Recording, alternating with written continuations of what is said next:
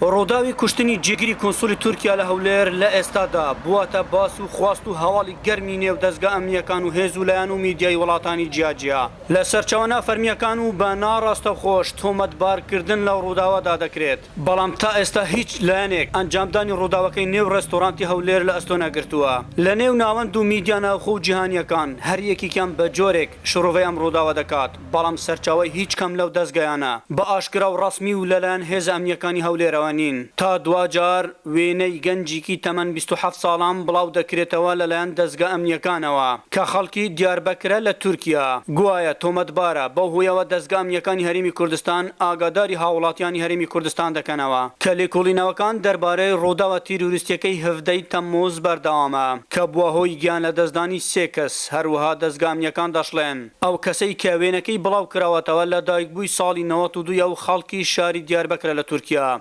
ناوبراو لەلایەن دەستگا ئەمنیەکانی هەرێمی کوردستانەوە داوا کراوە و داوا لە هاوڵاتیان دەکرێت هەر زانیاریەکیان هەبێت لەبارەی ئەو تاوانبارە بە زووترین کات ئاگاداری دەستگا ئەمنیەکان بکرێتەوە دەنگی ئەمریکا پەیوەندی بەو کەسانەوە دەکات کە لە نێو ئەو ڕێستۆرانتە دەبن لە کاتی ئەنجامدانی ڕووداوەکە بۆ دەنگی ئەمریکا دەڵێن چاوەڕێی لێکۆڵینەوەکانی دەستگا ئەمنیەکان دەکەن و با دەستگاکانی ئاسایش و پۆلیس و حکوومەت ئیجراعاتی خۆیان بکەن و ئەنجامەکان بە فەرمی ڕابگەێنن دوو لەو کەسانەی کە گیانیان لەدەستداوە هاوڵاتی هەرێمی کوردستانن دەنگی ئەمریکا پەیوەندی بە کەسوکاری یەکێک لەو کەسانەوە دەکات بۆ وەرگرتنی دوایین زانیاری لەبارەی هۆکاری گیان لە دەستدانی کوڕەکەیان و ئاشکراکردنی ئەنجامدەرانی کردەوەکە بەڵام دەڵێن ئێمە هیچێکمان لەو بارەیەوە لە هیچ سەرچاوەیەک نەبیستووە و ئەگەر بشبیستین بڕوای پێناکەین تا لیژنەی ڕسمیەکەی